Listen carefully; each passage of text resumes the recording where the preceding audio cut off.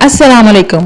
میدان کربلا میں حق کی خاطر جان قربان کرنے والے امام حسین علیہ السلام کے 72 ساتھی تھے جو اس معرکہ میں شہید ہو کر تاریخ میں زندہ جاوید ہو گئے۔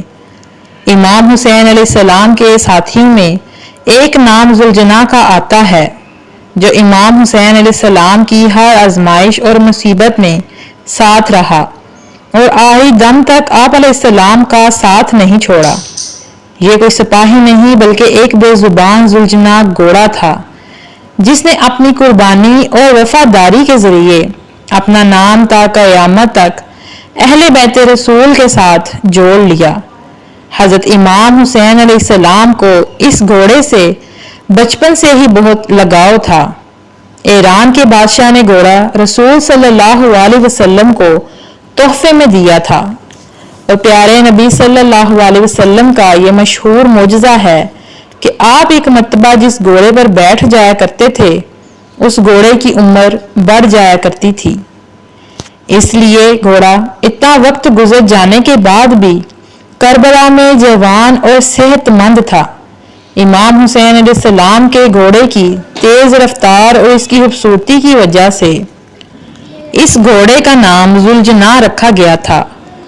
جب بھی یہ گھوڑا جنگ کے میدان میں دشمن پر حملہ آور ہوتا تھا تو ایسے لگتا تھا جیسے گھوڑا بھاگ نہیں رہا بلکہ اڑ رہا ہے، اس لیے اسے ذوالجناح یعنی دو پروں والا گھوڑا کہا جاتا تھا۔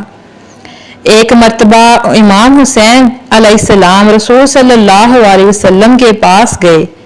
اس وقت پیارے نبی صلی اللہ علیہ وسلم گھوڑے کے پاس موجود تھے اور آپ کے پاس کچھ صحابہ بھی موجود تھے۔ پیارے نبی صلی اللہ علیہ وسلم نے مسکرا کے امام حسین علیہ السلام کی طرف دیکھا اور فرمایا، اے بیٹے حسین، کیا تم اس گھوڑے پر سواری کرو گے؟ امام حسین علیہ السلام نے ہاں میں جواب دیا۔ امام حسین علیہ السلام کی یہ بات گھوڑے نے سن لی۔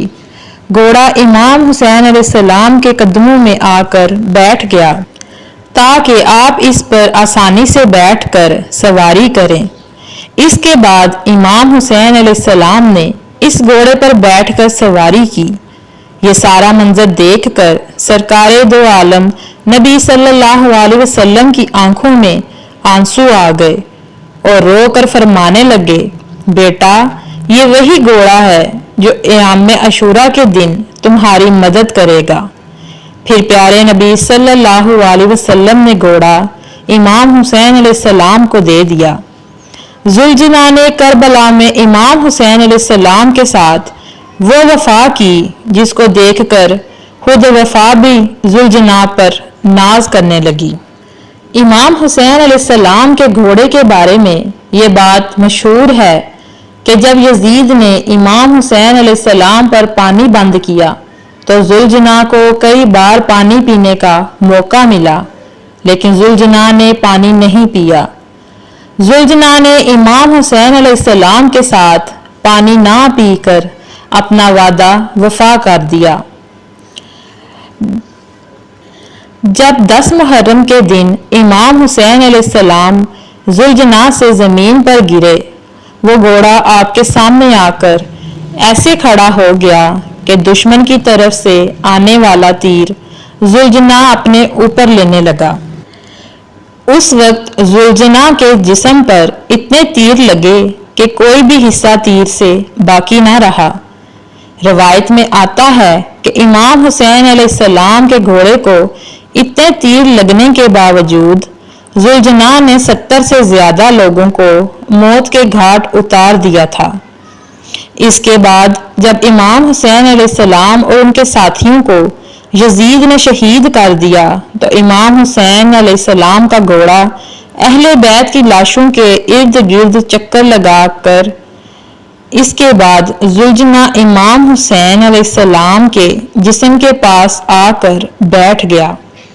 ذوالجناح نے اپنی پیشانی کو امام حسین علیہ السلام کے خون سے تر کر لیا اور پاس بیٹھ کر رونے لگا جیسے کوئی انسان کسی کی موت پر روتا ہے۔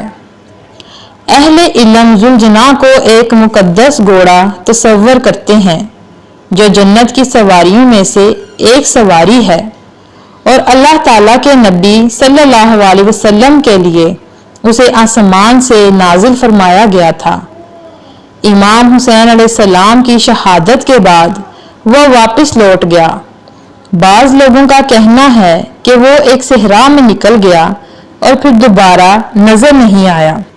ایک گروہ کا عقیدہ ہے کہ حضرت امام مہدی کے ظہور کے وقت ذوالجناح کی دوبارہ آمد ہوگی اور وہ